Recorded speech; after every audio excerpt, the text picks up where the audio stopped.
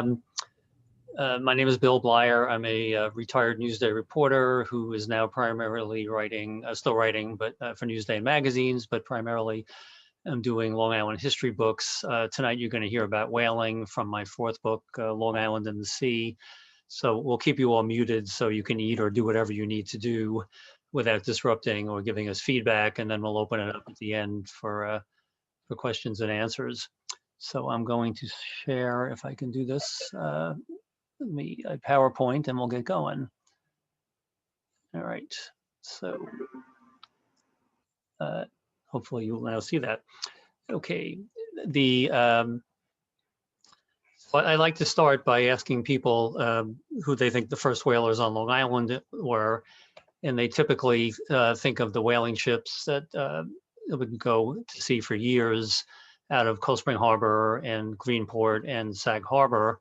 But the whaling started much earlier, so it's sort of a trick question. The whaling really goes back to the South Fork of Long Island, and it goes back to the Native Americans who were here before any of the white settlers showed up. And this is a typical Long Island native village, and you can see in the background birch bark canoes, which they would use for transportation on quiet waterways, but they also did a lot of travel on the ocean and Long Island Sound, and they would go as far as the Great Lakes to trade shells for copper and metal and other things that they wanted.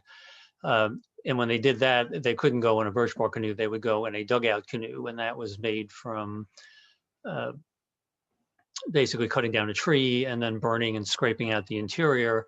And as heavy as these things were, they were actually fairly maneuverable, and the early colonists would see the Native Americans out in the ocean and in rough weather in the winter, paddling very quickly in these dugout canoes.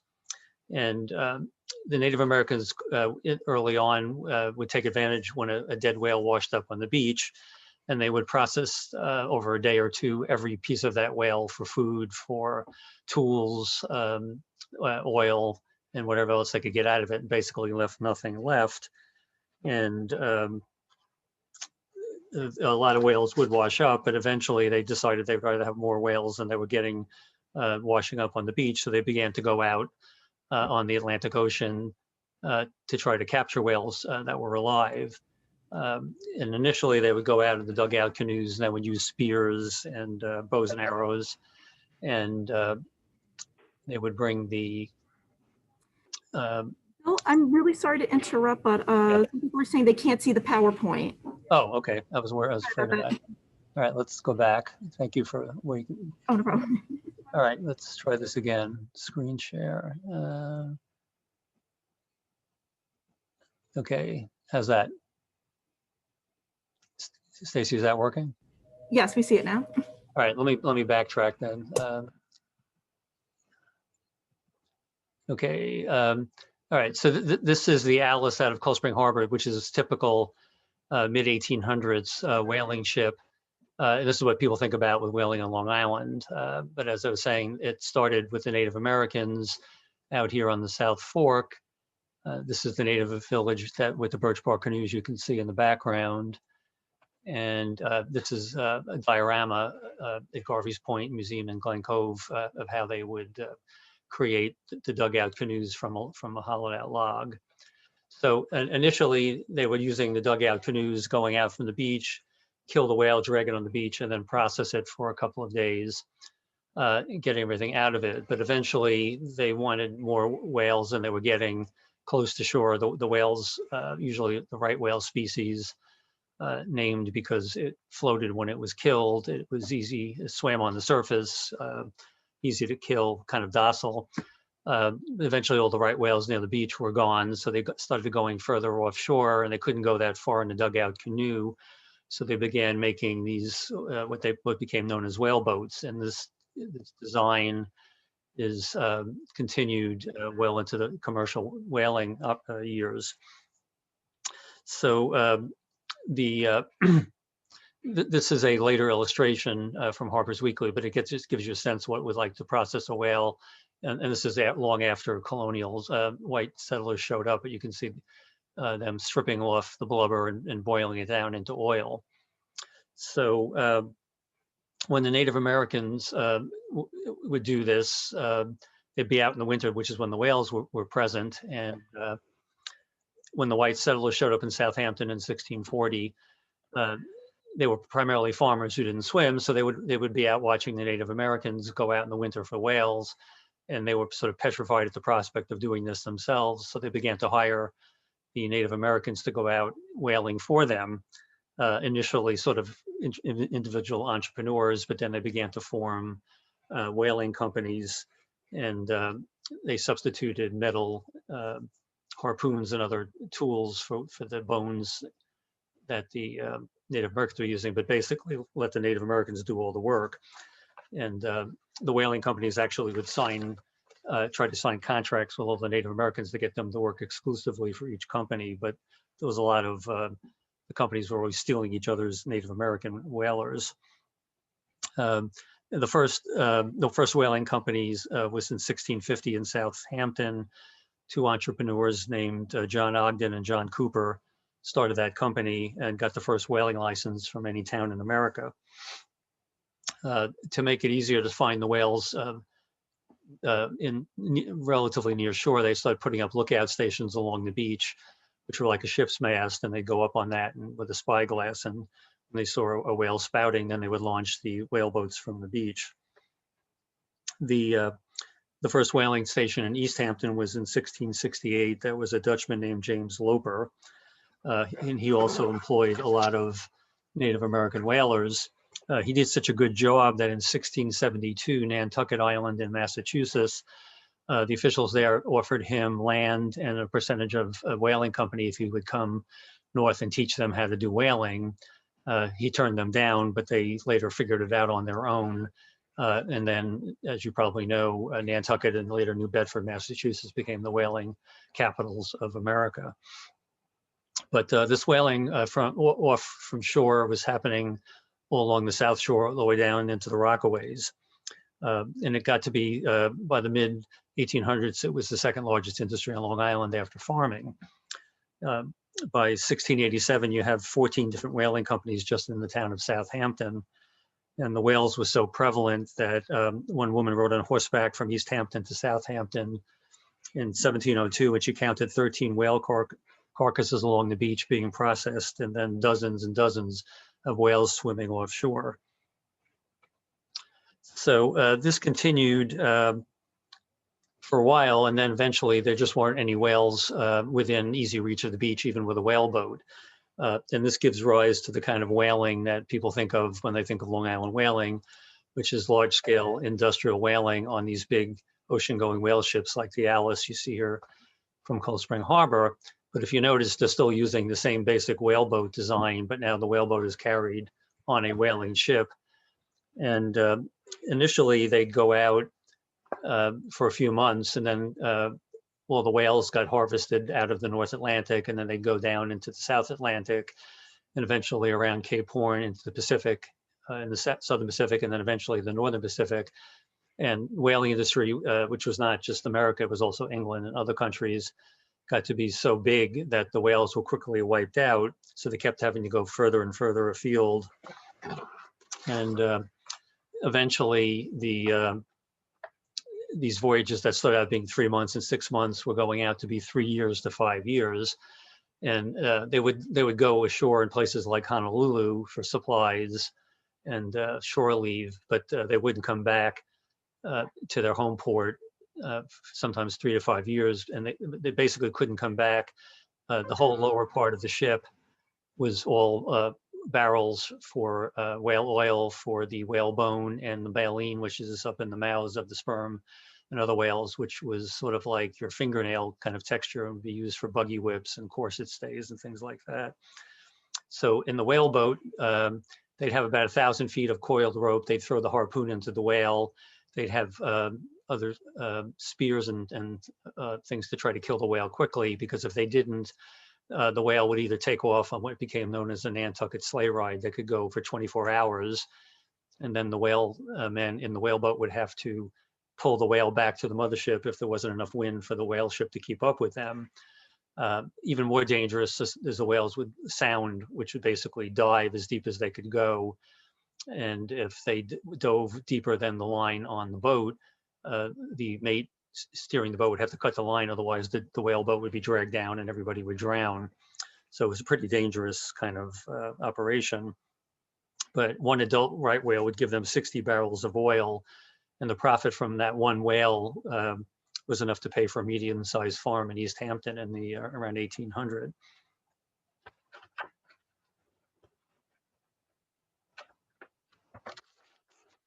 So initially, they sort of worked, the whaling companies worked kind of cooperatively with the Native American whalers, but as the number of whales became scarcer, they really sort of squeezed their Native American partners. They would do things like initially they would pay them to go out in the ocean, and if they came back without a whale, they'd still get paid. But then they changed the system where the Native Americans wouldn't get a cent unless they brought back a whale to harvest. Then they began forcing the Native Americans to buy food and other goods and services from the whaling company's store at exorbitant prices, which basically kept them in debt, so that they never really made a profit and was sort of prisoners of the whaling companies. But the whaling from shore peaked in 1707 with 4,000 barrels of oil processed from 111 right whales taken all the way along the South Shore. And as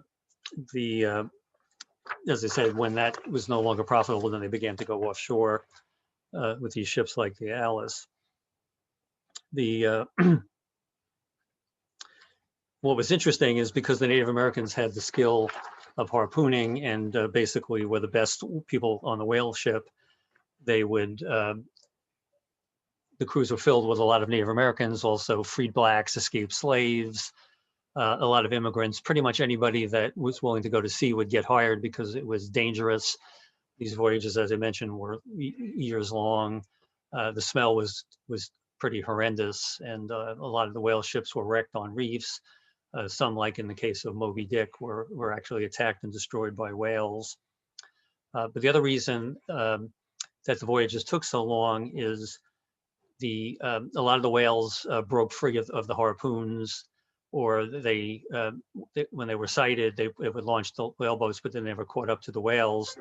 So only between about 10 and 20% of all the whales that were sighted by the whale ships were actually harvested back, brought back for processing.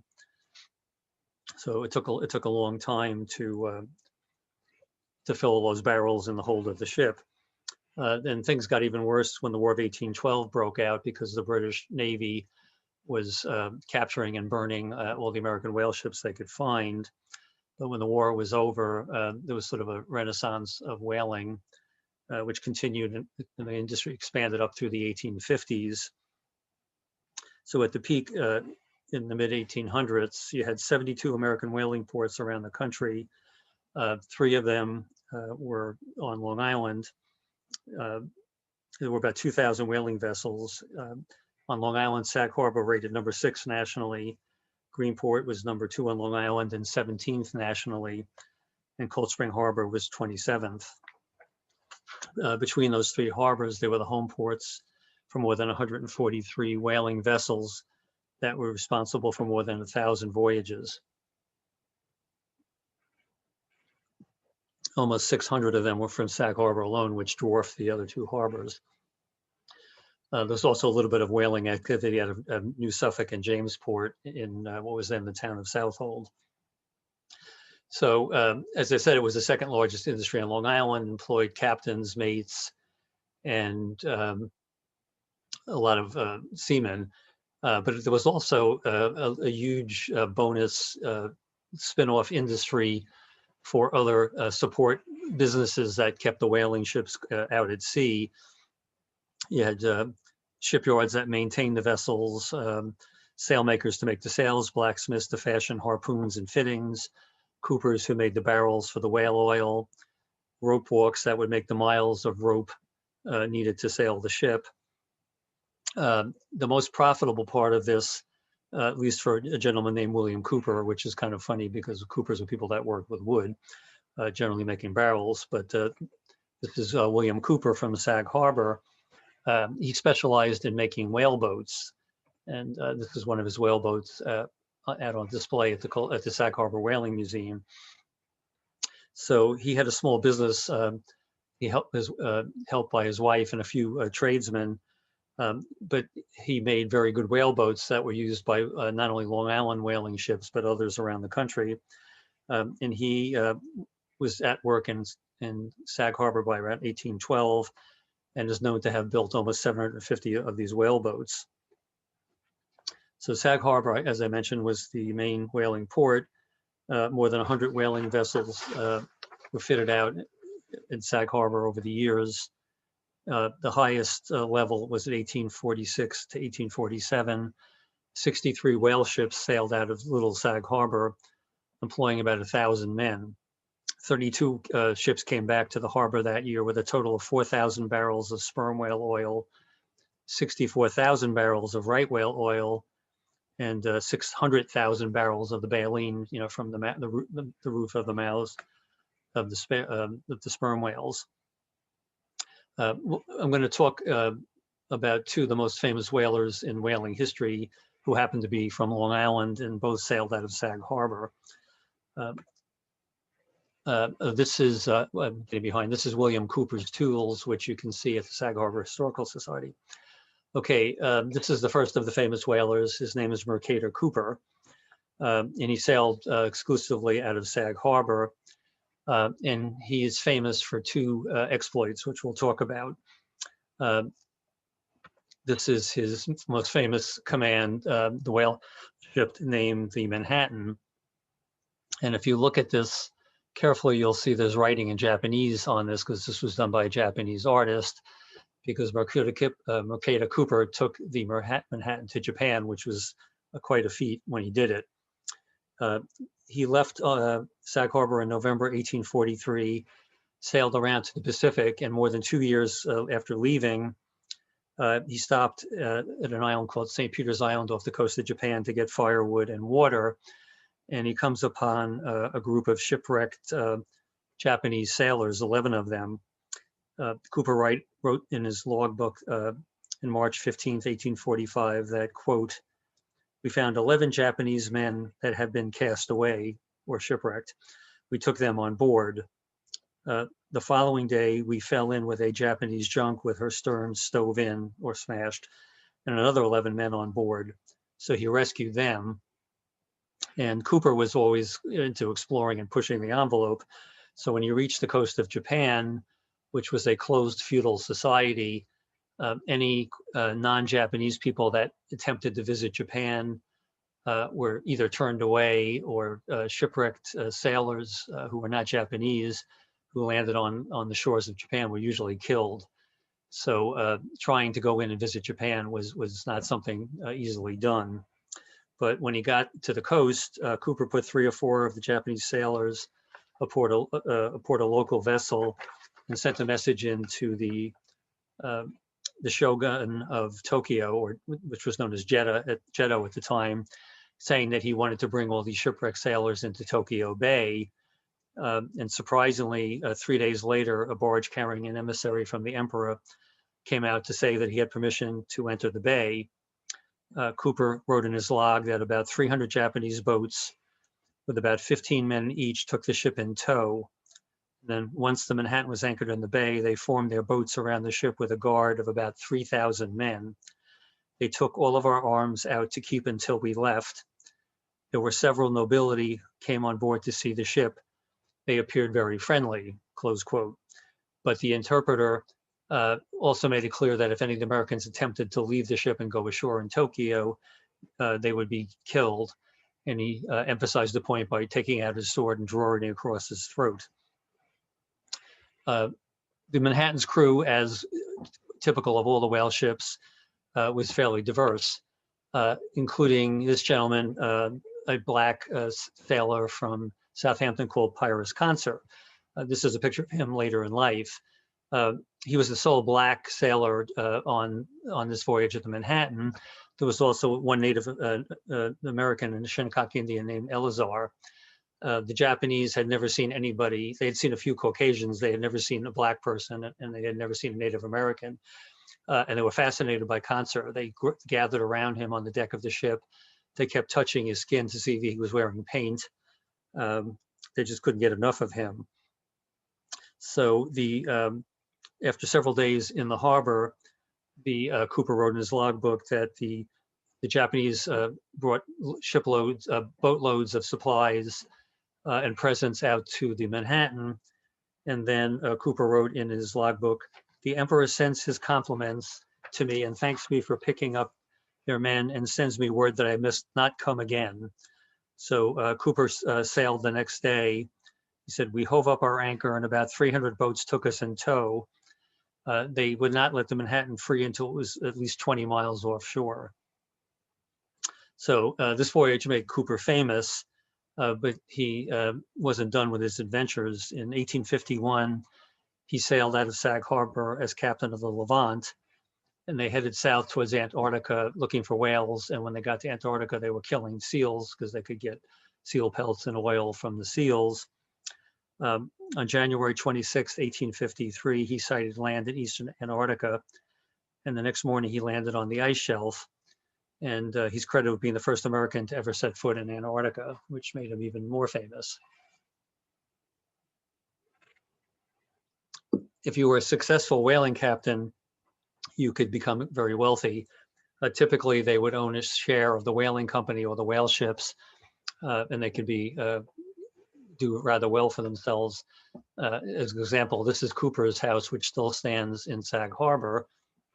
It's now owned by the library. So Cooper was a very prominent citizen, and this is right downtown Southampton. I'm sorry, this is Southampton, not Sag Harbor, which is where he lived. He did rather well for himself. Conser came back and became something of a celebrity. He ran a sail ferry across Lake Agawam, which is right in downtown Southampton. He became a celebrity, was highly respected by everybody of all races in Sag Harbor. After he died, this monument was put up in his honor.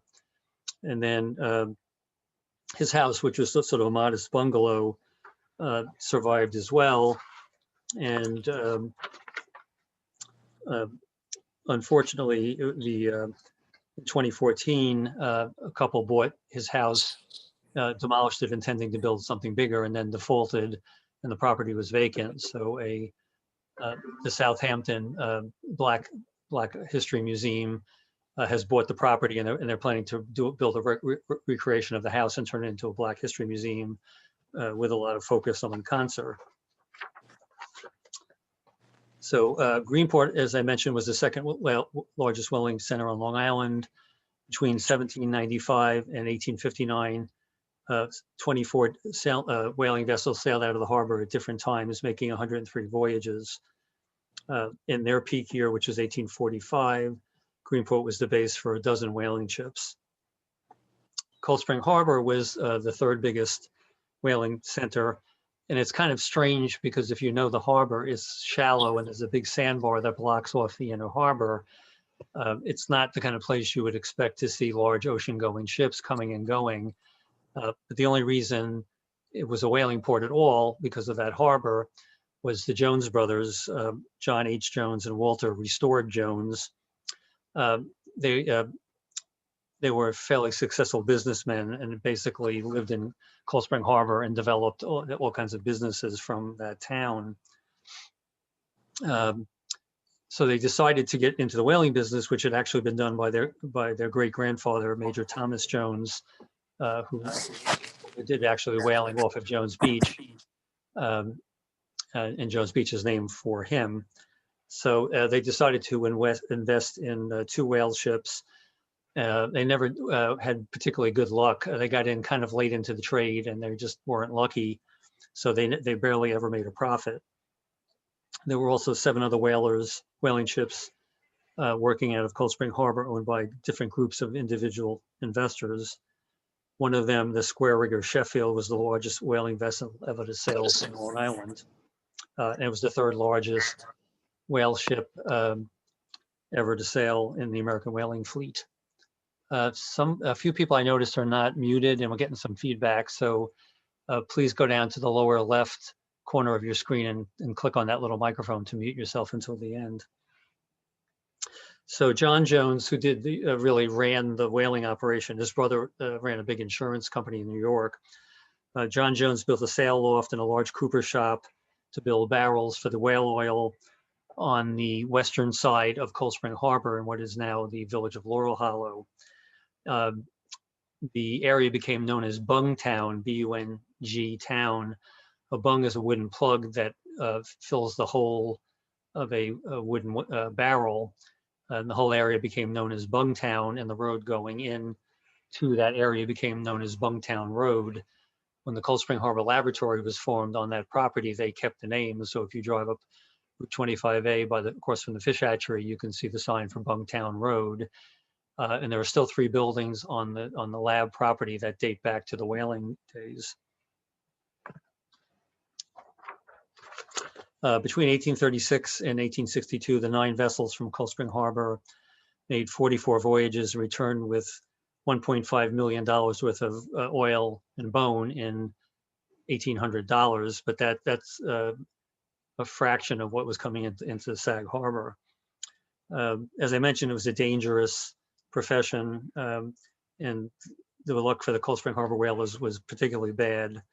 And for example, the Tuscarora lost several men, its mainmast and its other rigging, along with all of its whale boats in a storm in the Indian Ocean in 1841. The third mate on the Huntsville, a man named Weeks, was killed by a whale in 1845. And two whalers, the Richmond and Edgar, were both wrecked in the Arctic in the summers of 1847 and 1855, respectively. Edgar was lost during its first voyage when it ran up on an island in dense fog.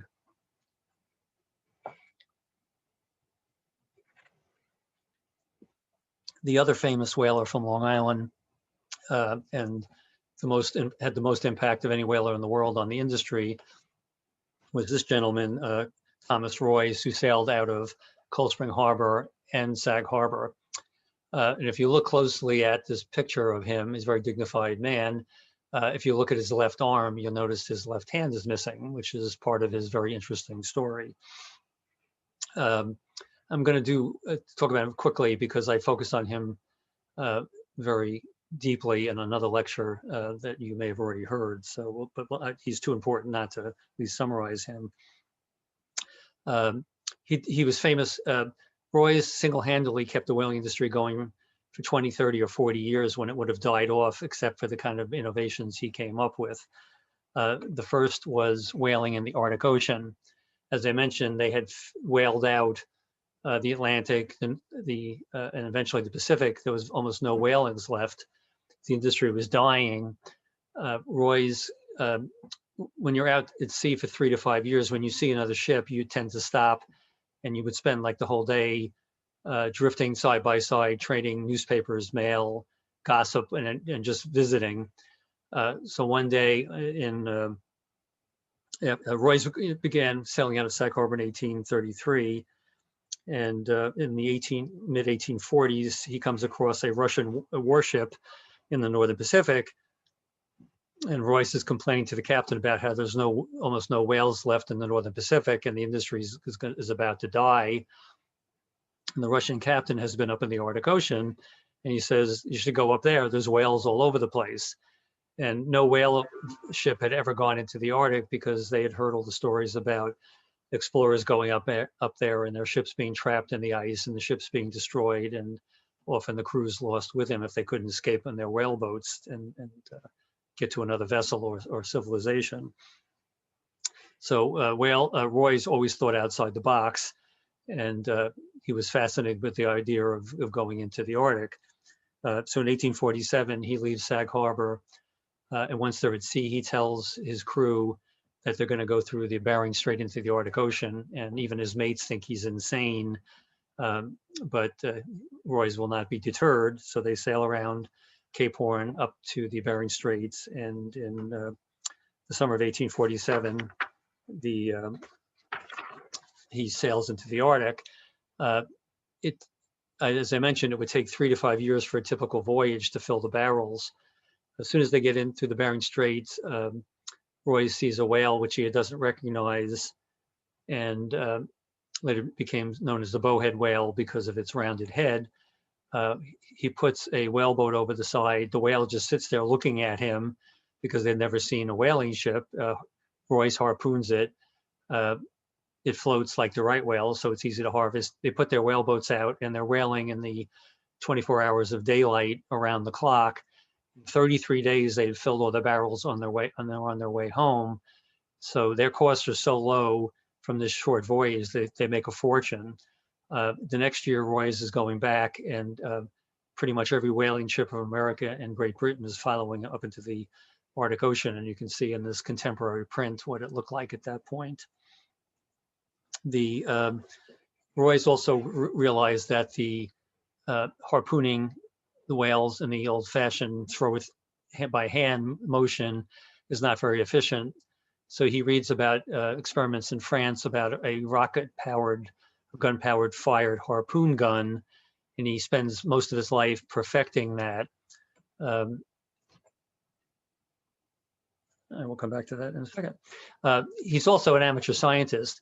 There's almost nothing written about whales in the 1800s until the late 1800s, to the point where if you've ever read Moby Dick, half of it is about the biology of whales because nobody had really written about it. A few scientific papers in England, but nothing in America. So Royce basically writes the first manuscript about the biology and other habits, characteristics of whales. He comes back from his voyage with a manuscript, 1 page per whale species. Here you can see the page for the sperm whale. And this is basically the first American scientific research on the biology of whales. This was purchased by the Cold Spring Harbor Whaling Museum, and then they found out it had been stolen and sold to an auction house by an employee at the Mariners Museum in Newport News, Virginia, and then they had to give it back. But it was still in Cold Spring Harbor when I went and saw it and took this picture. As I mentioned, he largely single-handedly perfected this harpoon whaling gun, and it's kind of, when I say single-handedly, I mean that more than one way. He was practicing with his one of these whaling harpoon guns off the coast of France, and instead of firing the pointed head, the gun blew up and took his hand with it. He wrote in his log that he got thrown 6 feet back on the deck. He stood up and he looked at the deck and saw a hand that looked familiar to him because it had his ring on it. And then he looked at the stub of his left arm and realized his hand was gone.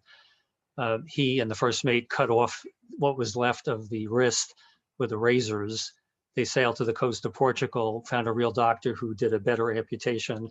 They went right back out to sea and kept practicing with these whaling guns for the rest of his career, and got a whole pile of patents for his work. He also developed the first shore-based whaling station to process whales on an industrial scale, because it was much more efficient to do it on shore than it was on a rocking boat. Did that in 1865, and all these innovations kept the whaling industry going for decades. So these logbooks that Royce and the other captains, this is one from a captain who sailed out of Southampton, are full of great information. Every time they saw a whale, they would write down whether they saw it, whether they were able to catch up to it and actually harvest the whale. Okay, somebody's drawing on our picture here. But you read through these, and there's a lot of hardship about the life at sea.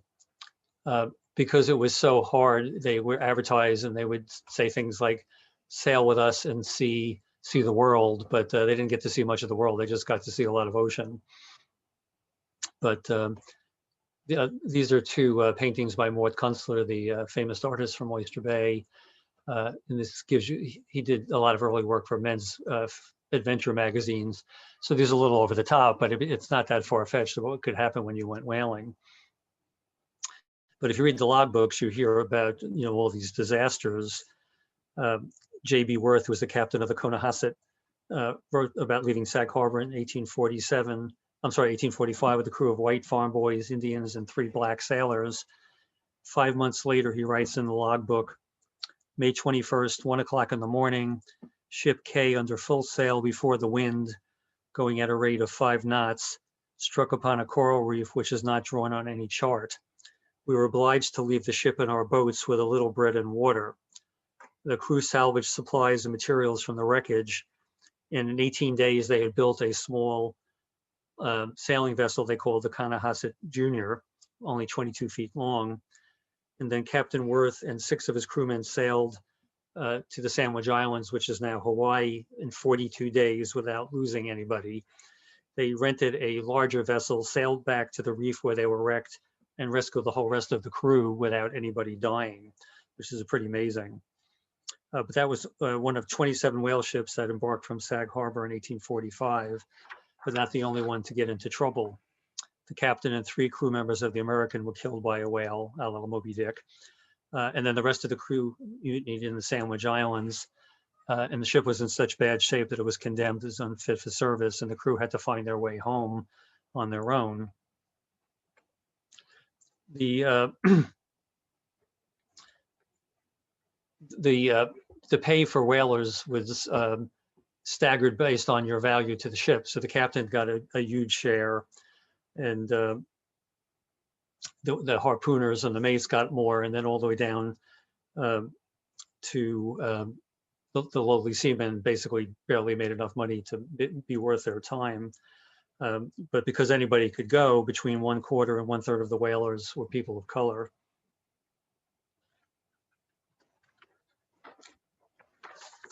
So not everybody who went to sea was a man. If you were the captain, and occasionally if you were one of the mates, you could bring your wives along and talk about a little bit about life at sea for these women. This is Martha Brown of Orient, and we focus on her. Somebody is drawing on whoever's doing that. If there's children or the parents around, if you could stop, that would be great. Martha Brown wrote a great diary, which is why we're going to talk about her a little bit. But we know that at least 48 Long Island women sailed with their husbands on either whaling or commercial trading ships. And Martha was a young wife, had 1 child, and when her husband, the very stern-looking Edwin Brown, decided to go back to sea, they decided that Martha would go with him on their ship called the Lucy Ann, which was painted by one of the crewmen.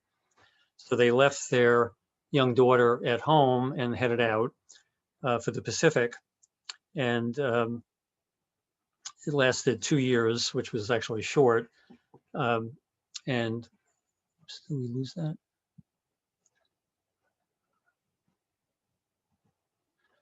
Okay. And Martha at first really enjoyed it. She was just thrilled about life at sea because it was such an adventure.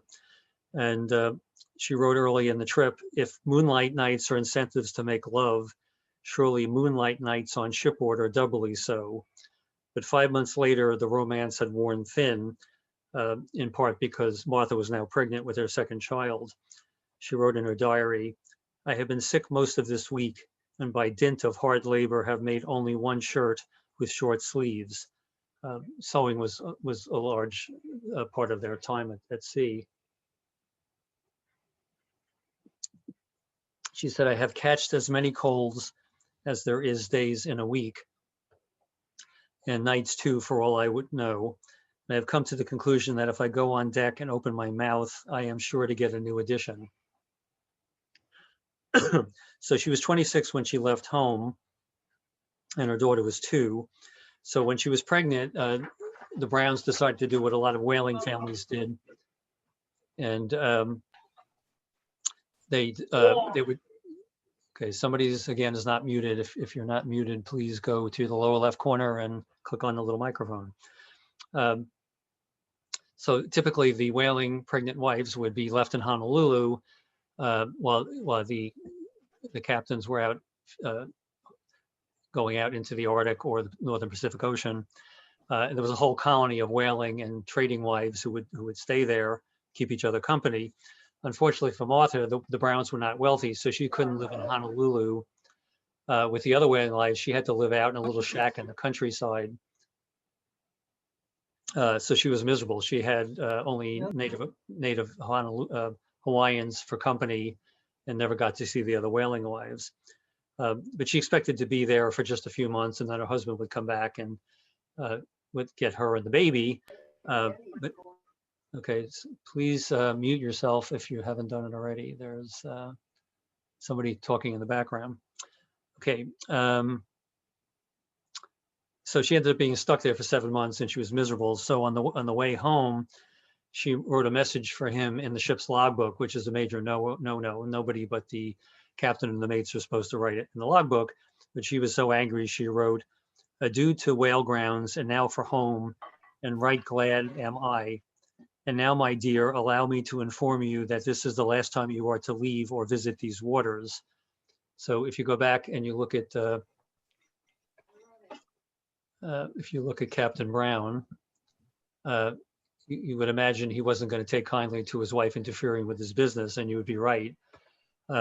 He took her home, went out for at least 2 more voyages, and then eventually listened to her and settled down as a farmer in Orient. But Martha would be the envy of some of the other sailing women from Long Island. When the trading ship Frank and Thayer was sailing in the South China Sea in 1885 on a voyage from Quogue, the Malay crew members on board mutinied. They attempted to murder the captain, Robert Clark, and his wife, whose name was never recorded, tackled the seaman who had sliced open her husband's chest with a knife. She pushes his lungs back into the chest cavity, grabbed a revolver or a pistol, and held off the crewmen long enough for her husband and the mates and the loyal crew to get off in a small boat. They sailed 200 miles to the island of St. Helena, and Captain Clark and everyone else survived. And even they were somewhat lucky when the coastal schooner Naham Chapin left Quogue. It came back after a long voyage in the winter of 1897 in a big storm, and they were wrecked within sight of their hometown. The captain, Ernest Airy, and his wife, and again, her name was never recorded, and their child all drowned. So whaling boomed in the mid-1850s, and then it began to taper off. And as I said, it would have died off a lot quicker without Captain Royce's mentions. The combination of things worked together to kill off the whaling industry. The voyages were longer and less profitable. They were getting less whales, with even staying out longer. So the cost of the voyages became more and more prohibitive. And then there was a couple of events that really did the trick. The first one was the gold rush of in 1848. But even before that, there was a catastrophic fire that destroyed most of Sag Harbor in 1845 and took a lot of the whaling infrastructure with it. But the gold rush was really a problem. Everybody wanted to get out to the West Coast, so it was more profitable for the whaling ships to carry passengers to San Francisco than to go whaling. And when they got there, a lot of the whaling crews would run off with the 49ers to look for gold. So the ships had no crews to get back, and they all ended up being abandoned. So here you see a picture of all these abandoned whale ships anchored until they fell apart in San Francisco Bay. Then even worse, in 1859, they discovered oil in Titusville, Pennsylvania, and everybody rushed off to the oil fields because it was a lot easier to get oil out of the ground than it was to go out for years at sea and deal with all the rough conditions. So this put the whaling industry into a huge tailspin. Then in the Civil War in 1861, the Confederates put a lot of raiding ships out into the ocean, and the whalers were their primary target because they were slow and setting them on fire and sinking them. It really hurt the union's economy. Also, the fashion was changing. Women were no longer wearing corsets. They didn't need the baleen for that. Buggies disappeared. and they no longer needed buggy whips. So the baleen, which was very profitable along with the whale oil, became unsaleable. So the industry started dying out, first in Greenport. Their last whaler was the Kanawha, which sailed in 1855 out to the Atlantic and Indian Oceans, came back in 1860 with only 890 barrels of whale oil and 900 pounds of whale bones. Didn't even cover their cost. So the village shifted to shipbuilding and fishing. The last Cold Spring Harbor whaler was the Alice, which you saw at the beginning of the program. It sailed in 1858 to the Pacific, and when it came back 4 years later with not a lot of whale oil, it was sold. And then the community began shifting to become a summer resort. Sag Harbor held out the longest. The last voyage was the Myra in 1871. It was deemed unseaworthy and condemned in Barbados 3 years later. The crew had to find their own way home and pay their own expenses, and they never got any salary. So that was basically the end of the commercial whaling industry. It was not the final end of whaling on Long Island. Occasionally the baymen on the South Fork would either see a whale offshore and would go out and harpoon it, or they would process the whale that would, they'd still had whales that would occasionally wash up on the beach.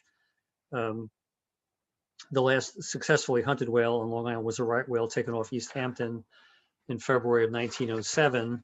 The skeleton was shipped to the American Museum of Natural History and hung from the ceiling for decades until it was replaced by a larger blue whale skeleton. They still have the East Hampton skeleton in storage. And the very last recorded whaling activity was August of 1918, when a whale was spotted and killed off the Nappy Coast Guard Station in East Hampton. The crew towed the whale for 15 hours around Montauk Point to a fish processing factory on Gardiner's Bay. The whale yielded 30 barrels of oil, which is not much because it was a small whale apparently. And then they couldn't sell it. There was absolutely, at this point, because of electric light and other things, there was absolutely no market for the whale oil. So they did all that work for nothing. So whaling is gone, but the legacy of whaling continues. There's the Whaling Museum in Sag Harbor, the other whaling museum in Cold Spring Harbor, and Sag Harbor in particular really cherishes its whaling history. If you go into Oakland Cemetery, there are many graves of whaling captain and whaling crew members. And there's also this monument called the Broken Mast Monument, which is dedicated to the whalers who never came back from their voyages. And this represents a broken mast from a ship that's been disabled in a storm or damaged by a charging whale. This is the close-up of the engraving on the side showing a whale has overturned a whale boat and injured at least one of the crewmen. So that's the story of whaling on Long Island. As I mentioned in the beginning, this is one of 30 different subjects I cover in my fourth book. You can find it at libraries like Port Jefferson. You can find it at bookstores. You can find it online. And if you're really interested in the subject, I sell inscribed and signed copies directly. If you're interested in that, you can email me at billbleyer@gmail.com. And I have 7 lectures going at this point. And if you check Facebook, particularly the Long Island History page, I post them all there. So Stacy, let's see if anybody has any questions, and I will stop sharing in the meantime.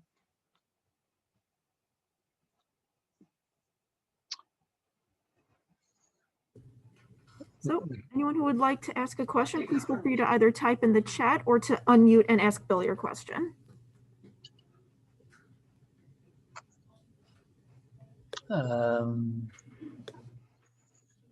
Okay. I think the chat was all about the PowerPoint that's showing up. So, okay. Any questions?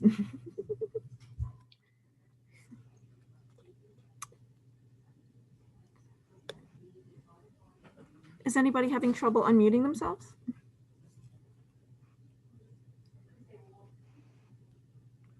Oh, glad you liked it.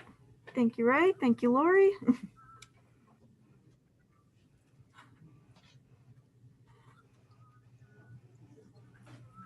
Okay, anybody out there with a question? Okay, if not, I thank you all for your for tuning in tonight. And okay, I don't see anything on the chat. All right, so thanks again, folks, and hope to see you again on another lecture. Thank you again, everybody, for coming. And thank you, Bill, for a great program. Thank you, Stacy. Everyone have a great night.